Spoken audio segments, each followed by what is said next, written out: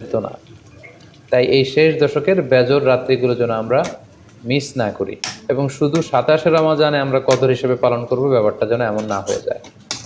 কারণ যদি কোনো কারণে কদর মিস হয়ে যায়, এটা হচ্ছে খৈরুম মিন আলফি শাহর, 1000 মাসের চেয়েও সেরা। ওই এক রাতের আবাদত হচ্ছে 1000 মাসের আবাদতের সমান।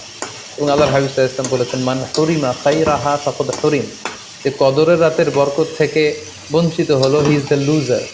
এই বরকতের মাসে নিশ্চয়ই আমরা কেউই লুজার হতে চাই না, আমরা সবাই গেইনার হতে চাই।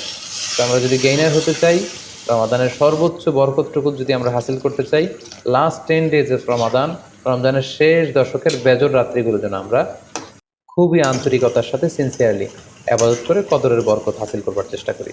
সম্মানিত দিনী ভাই এবং বোনেরা, রমাদান আসতে আর মাত্র 2 দিন বাকি। সংক্ষিপ্ত পরিসরে রমাদান কেন্দ্রিক আমাদের প্ল্যান কেমন হওয়া উচিত, এবং সেই প্ল্যান বা পরিকল্পনাতে কোন কোন বিষয়গুলো আমাদের খেয়াল রাখা উচিত,